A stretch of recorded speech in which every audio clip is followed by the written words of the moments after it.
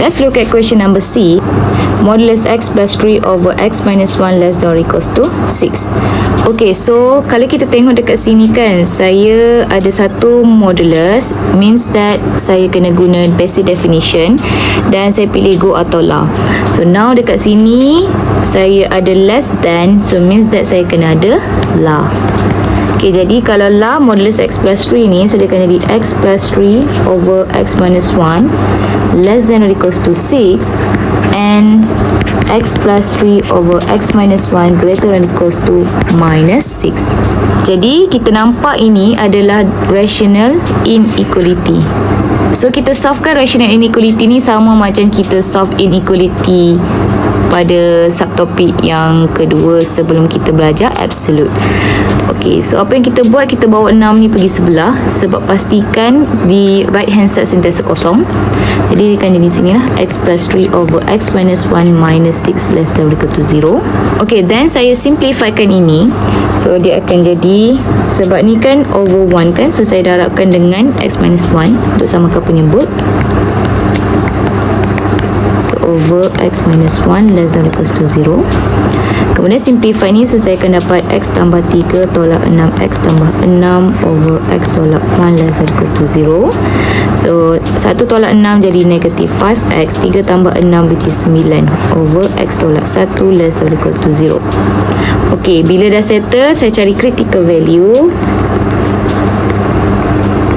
So saya tahu dekat atas ni saya nak adalah negative 5x plus 9 equals to 0. So s is equals to 9 over 5. Kat bawah ni tak boleh kosongkan, so x minus 1 cannot be equals to 0. So x cannot be equals to 1. Okay, jadi kita tahu 9 per 5 tu 1.8. So maksudnya 1 dulu lah, lepas baru 9 per 5. Okay, sini adalah negative infinity to 1. Okay, tengok dekat sini 1 tu duduk kat denominator, jadi dia open. Kemudian 1 to 9 over 5. 9 over 5 tu duduk kat atas, jadi dia close. So 9 over 5 to infinity. Kemudian kita ada test value. So saya akan test daripada negative infinity to 1, saya pilih kosong. 1 ke 1.8 saya pilih 1.5. 1.8 hingga ke infinity saya pilih 3. Okay, then saya nak testkan masuk ke dalam negative 5x plus 9. Kemudian saya nak testkan masuk dalam x minus 1. Dan saya nak testkan masuk dalam negative 5x plus 9 over x minus 1. Okay, then saya check 0 tambah 9 which is positive 9, positive 1.5 which is positive.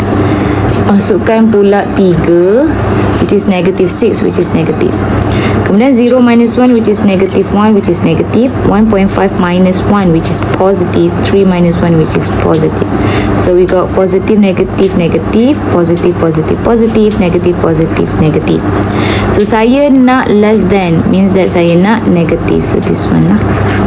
So saya tulis jawapan saya kat sini. So x is an element of negative infinity to 1 union 9 over 5 to infinity.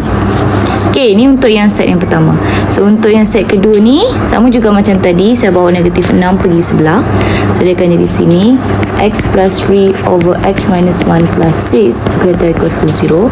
Samakan penyebut ni. So saya dapat x plus 3 plus 6 times x minus 1 over x minus 1 greater equal to 0. Simplify dia, saya dapat x plus 3 plus 6x minus 6 over x minus 1 greater equal to 0. 1 tambah 6 7x, 3 tolak 6 negatif 3.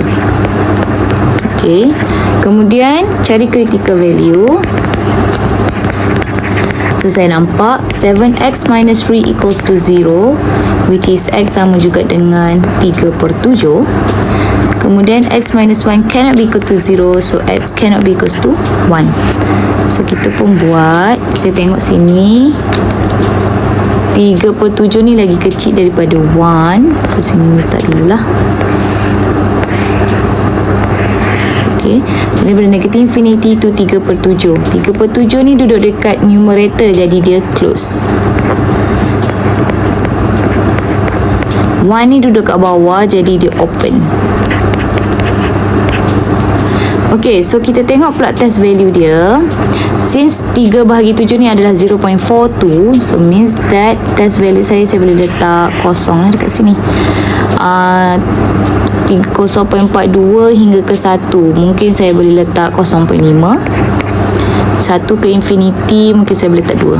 Okay, kemudian saya nak testkan ke dalam 7x tolak 3. Saya nak testkan ke dalam x minus 1. Saya nak testkan ke dalam 7x minus 3 over x minus 1. Okay, so 0 minus 3 which is negative 3 negative. Okay, 0.5 masukkan ke dalam 7x tolak 3. So saya dapat positive 0.5 which is positive.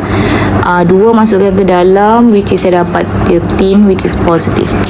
Okay, kemudian 0 masuk ke dalam x minus 1 which is negative. 0.5 minus 1 which is negative. 2 minus 1 which is positive. So negative negative positive, positive negative negative, negative positive positive positive. Dan saya tengok saya nak positif, jadi saya bulatkan yang positif. Okay, so means that my answer adalah negative infinity to 3 over 7 union 1 to infinity. Okay, so saya dah dapat 2 set ini, jadi saya kena cari n kan? N means intersection. So saya nak cari intersection di antara 2 set ini. So saya kena guna real number line dan cari intersection. Okay, dari sini 3/7 1 9/5. So 3/7 sini dalam masa yang sama 1 open sini. Kemudian 1 open sini. Kemudian 9/5 dalam masa yang sama sini. So saya nak intercept antara mereka. Jadi ini dan ini. So my final answer adalah negative infinity to 3 over 7 close union 9 over 5 to infinity.